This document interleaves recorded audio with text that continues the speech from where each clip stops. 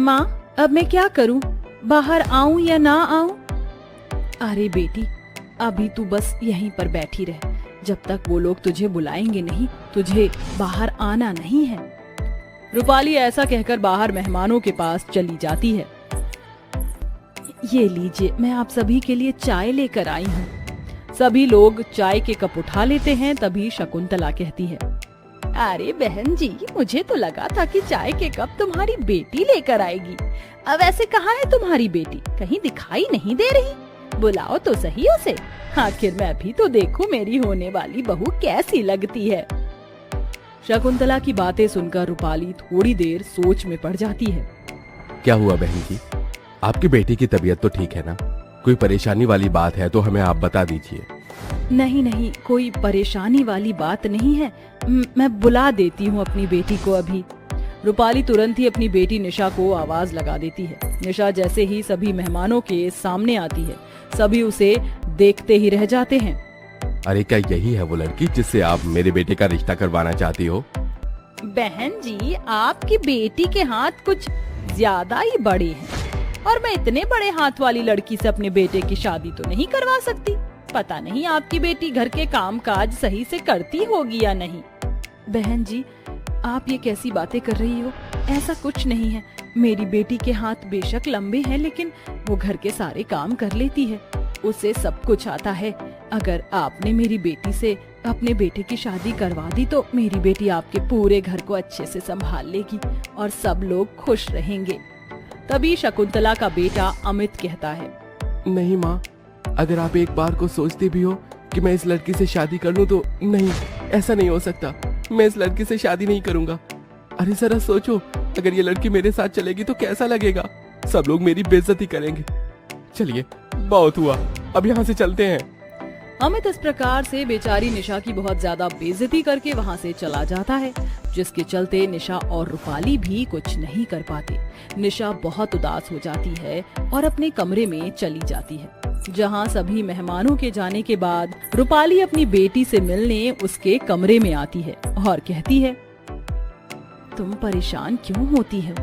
देखो, परेशान होने की कोई बात नहीं है, ऐसे तो चलता ही रहता है। देखना, बहुत जल्द तुम्हारे लिए बहुत अच्छे घर से रिश्ता आएगा और तुम बहुत खुश रहोगी। ये मेरा तुमसे वादा है। रूपाली ऐसा कहकर अपनी बेटी को झूठा दिलासा दे देती है, लेकिन ऐसा कुछ नहीं होता। जब भी कोई रिश्ता देखा जाता तो हर कोई निशा के लंबे हाथों की वजह से रिश्ते के लिए मना कर देता है। ऐसे ही काफी समय बीत जाता है और इस बार रूपाली ने अपनी बेटी की शादी करने के लिए ठान ली थी। चाहे जो हो जाए, मैं अपनी बेटी की शादी करवा कर ही रहूंगी। अब तो मुझे कोई नहीं रोक सकता। रूपाली के घर पर उसकी बेटी को देखने के लिए मेहमान आते हैं, लेकिन इस बार रूपाली अपनी बेटी को किसी भी कीमत पर मेहमानों के आगे आने ही नहीं देती और बातें घुमाकर रिश्ते को पक्का कर देती है, जिसके बाद दोनों परिवारों के बीच शादी की रस्में शुरू हो जाती हैं। देखते ही देखते वो दिन भी आ जाता है जिस दिन निशा शादी करके अपने पति के साथ अपने ससुराल पहुंच जाती है, जहां उसकी सास उसका गृह प्रवेश करती हैं। आओ बहू, घर के अंदर आओ, इस घर में तुम्हारा स्वागत है। घर के अंदर आते ही चांदनी को निशा के लंबे हाथ और उसका काला चेहरा दिखाई देता है। निशा, ये तुम्हारे हाथ इतने लंबे क्यों हैं? अरे मैंने तो सुना था कि कानून के हाथ लंबे होते हैं, लेकिन यहाँ तो मेरी बहू के हाथ लंबे हैं। और देखो तो सही, बिल्कुल कोयले की तरह काली है। कहीं तुम किसी कोयले की खदान में तो नहीं रहती थी? चांदनी अपनी बहू के लंबे हाथों का और उसके काले रंग का मजाक उड़ाकर बात को टाल देती है, लेकिन उसके बेटे को अपनी पत्नी निशा के लंबे हाथ और उसका काला रंग जरा भी पसंद नहीं आता। जिस धोखाधड़ी में मेरी शादी तुमसे हुई है, उसके चलते मैं तुम्हें अपनी पत्नी किसी भी कीमत पर स्वीकार नहीं कर सकता। मुझे बताया गया था कि मेरी पत्नी बहुत सुंदर और परफेक्ट है, लेकिन एक तो तुम काली, ऊपर से तुम्हारे लंबे हाथ। मैं तुम्हें अपनी पत्नी का दर्जा कभी नहीं दे पाऊंगा, इसलिए इस बिस्तर पर मैं सोऊंगा और तुम नीचे बिस्तर बिछाकर सोओगी।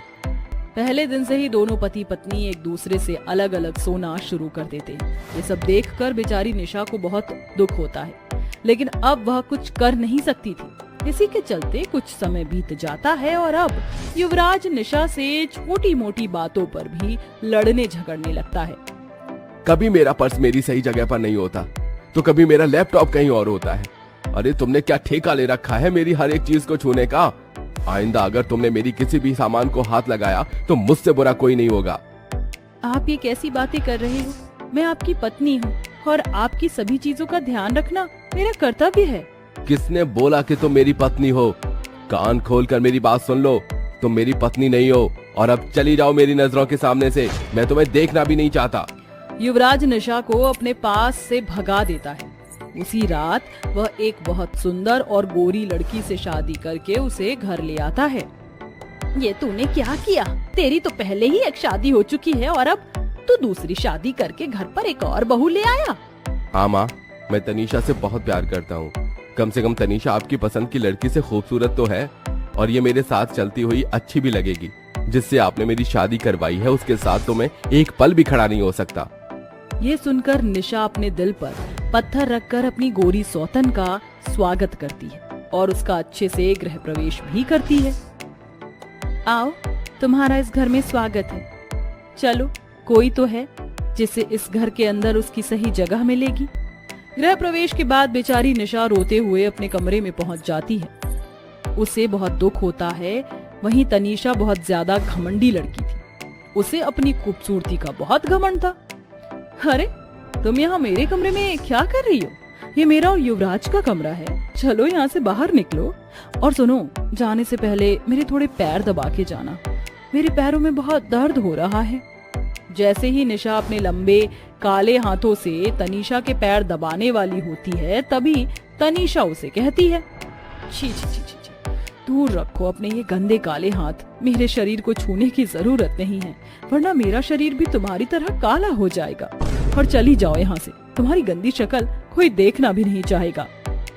तनीषा के इस तरह बोलने पर बेचारी निशा वहाँ से चली जाती है। ऐसे ही धीरे धीरे तनीषा घर में सभी को बहुत ज्यादा परेशान करती है। वो किसी से भी इज्जत से बात नहीं करती, यहाँ तक कि वो अपनी सास चांदनी से भी बहुत ज्यादा बदतमीजी से बर्ताव करती है। वहीं दूसरी तरफ तनीषा का लाइफस्टाइल बहुत ज्यादा अलग था। उसे छोटे कपड़े पहनना इतना पसंद था कि वह युवराज की भी एक नहीं सुनती थी। एक दिन कपड़ों के चलते उनके बीच में बहुत ज्यादा लड़ाई हो जाती है। मैंने तुम्हें कितनी बार कहा है, जब बाहर निकलती हो तो थोड़ा सही कपड़े पहनकर निकला करो। आजकल का जमाना ठीक नहीं है। तुम होते कौन हो मेरे लाइफस्टाइल के बारे में बोलने वाले? देखो, मैंने तुमसे शादी इसलिए नहीं की थी कि तुम मेरे लाइफस्टाइल को चेंज करो। मेरा जैसा मन करेगा मैं वैसा पहनूंगी और वैसे ही रहूंगी। और अब बहुत हुआ, अब मैं तुम्हारे साथ नहीं रह सकती। मैं तुम्हें छोड़कर जा रही हूँ।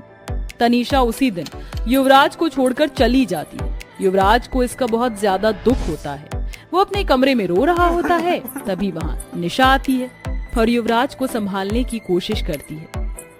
देखो, परेशान होने की जरूरत नहीं है। जो हुआ उसे भूल जाओ। जिंदगी में कुछ फैसले ऐसे होते हैं जो हम लोग गलत ले लेते हैं, लेकिन जो पास में है उसकी कदर करो। निशा के समझाने पर युवराज को अपनी गलती का एहसास हो जाता है, जिसके चलते वह निशा से माफी मांगता है। मुझे माफ कर दो, मुझसे बहुत बड़ी गलती हो गई। मुझे तुम्हारे साथ ऐसा नहीं करना चाहिए था।